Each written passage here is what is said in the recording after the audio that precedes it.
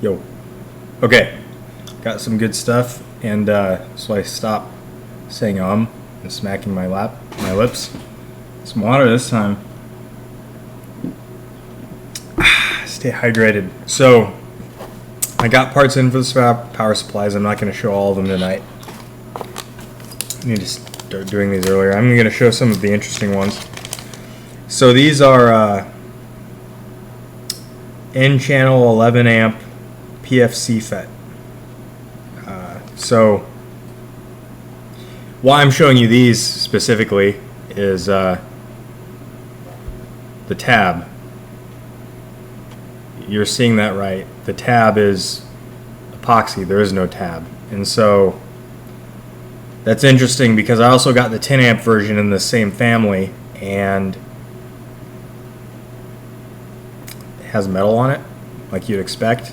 I mean, I don't really know how much money they save on this. They probably save a fair bit. But you really think it would mess with the thermal characteristics, right? I mean, this is the higher power version, and yeah, 600 volts. Same with the other one. Give you some breathing room around the 400 you're going to generate. Yeah, so anyway, what's interesting about these is there's like, you know the pick 2 where it's like good, cheap, and on time pick 2, right? So if it's cheap and on time, it's not going to be good. If it's good and cheap, it's not going to be on time. There's a similar trade-off with FETs, and so, but it's 4 values. It's gate charge. I might be remembering this just a little funny, but gate capacitance is what most people know to look for, but you've also got gate source voltage, which people only ever see, a few values, right? And switching time. So this one has good gate capacitance, good switching time, and good RDS on. And so the bad thing that sticks out is the gate source voltage. So, which is 30 volts, and so you have to switch this with 30 volts. And so as I understand it, so most people are aware that,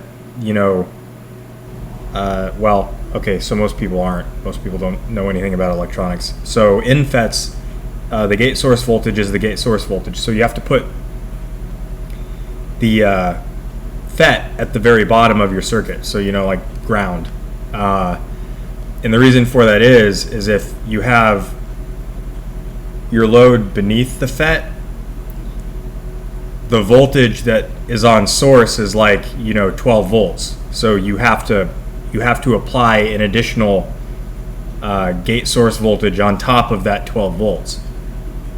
But so when this says it has a gate source voltage of 30 volts, that means if you were switching 5 volts, you would need 30 because of how the semiconductor works. And I find that interesting. I mean, it makes sense when you think about how they're made. I'll have to go look up some of that stuff again and do a little bit on it because it's very interesting. They change the geometry, they change a whole bunch of other stuff about how they make these things, because they have them in layers and they make the layers 2D, but there is a 3D component to it, and that affects a lot of the features that affects a lot of the bulk properties of your semiconductor. So that was the first one that was pretty cool, just because of the package type and some of the characteristics. I mean, it's perfect. It's sold as a power factor correction circuit FET, and so when I initially started trying to figure out parts, I didn't think to look for anything like that. I thought I'd just go look at FETs and one of them would be good, but this does everything you really want, because when you're dealing with large voltages like that, minuscule amounts of current, so high voltage and high switching speed, minuscule amounts of current can end up dissipating a lot of heat, and so this minimizes that. Very cool, actually. The second one is, again, I'm showing it to you because of the package. I'm trying to look right at the camera, but I think it'll be fine. It'll be fine. And so it comes in these nice, as I understand it, the paint is carbon. So try to be careful with this. It's a PFC. So yeah, let's bridgeless PFC module, PFCM. So in this one, I'm not going to cover the topology exactly, but the gist of it is, in a normal PFC, you rectify using 4 diodes. And so that means 2 diodes are in line with your circuit at all times, meaning you get 2 times the voltage drop, the forward voltage heat dissipation on your circuit. And so this one, there's only ever 1 diode in line with it, and then you have transistors in there. And so this one's actually BJTs. I thought that was interesting. It's made for white goods. And so basically, you know, look at that hunk of copper on there, and then look at the pins. I mean, that's just the strangest package I've ever seen. I gotta make sure I'm holding it in the center. Right, and look at the texture on that. It looks like they kind of cast this tiny ingot. And I don't really know if they did that on purpose or not, you know, to give it some texture to bind the heatsink material to. And those little grooves are for mounting the heatsink from the back. And so the screws go in here facing towards me, and you screw onto it. And so I think it's really cool. And then look at the staggered, let me get it against the wall, the staggered pins on that. I mean, that's just the strangest thing. I did think when I read the data sheet that this would be the die.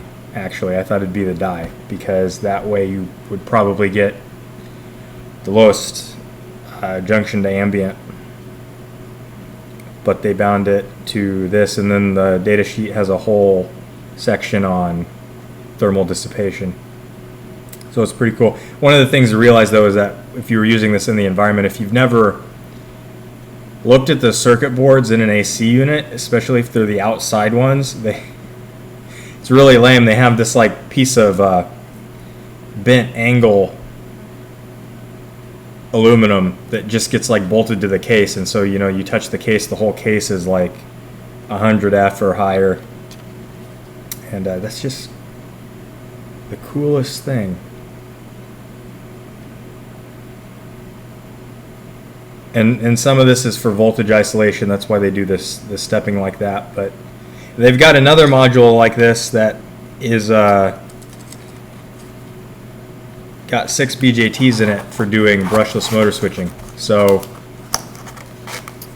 I think I've talked about it before.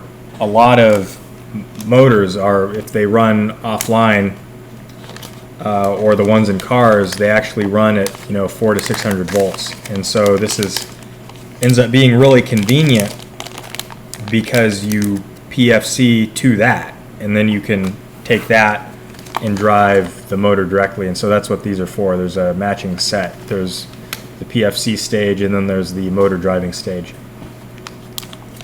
I also got